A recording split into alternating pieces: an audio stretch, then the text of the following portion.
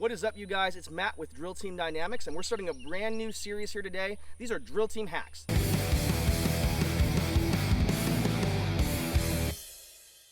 These are simple, easy things that we could implement that would improve our preparation, our performance, and our execution when it comes down to competitions. I want to give a huge shout out to Glendale Parade Store.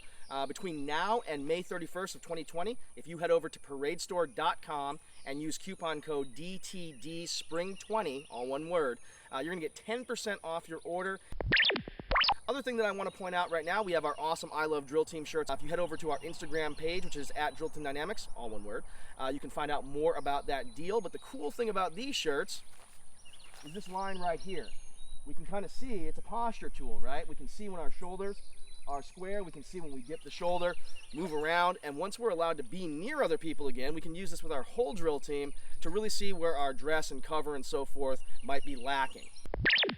Our first drill team hack is all about the SOP, the standard operating procedures for competitions. And our first tip is you need to read the whole thing. And yes, that means if you're an armed soloist, you should be reading about unarmed inspection and color guard, every floor diagram. Even if it's not our event, we want to read everything.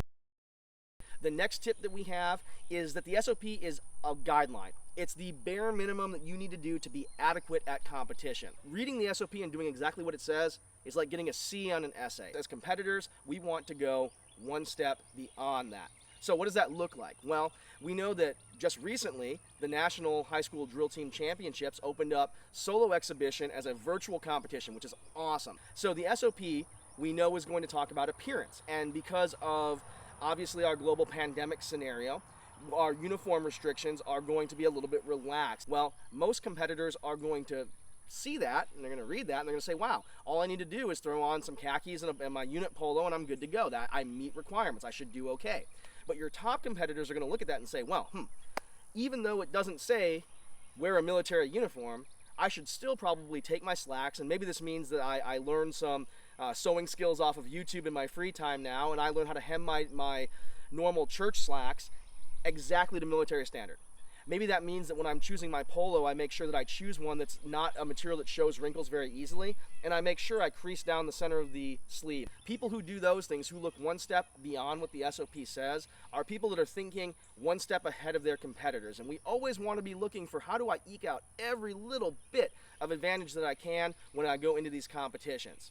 Another example, and this is one that's pertinent for our male competitors, is haircuts. The top competitors are still going to look at that and say, well, you know what, hair grows back, but I'm really in this to compete and do very well. And maybe on that next grocery run to Walmart, we pick up a pair of cheap clippers and we hand them to brother or sister, mom, dad, aunt, and uncle and say, hey, I just need a 0 all around. It'll grow back, but I'm really looking to look sharp. Hopefully this was helpful. If you have any questions that you're wondering about, go ahead and drop them down in the comment section down below. We have plenty of time. We'd love to answer any questions that you have and really provide more information. Just because we're all kind of quarantined doesn't mean that we can't be getting better. So we will talk to y'all next time.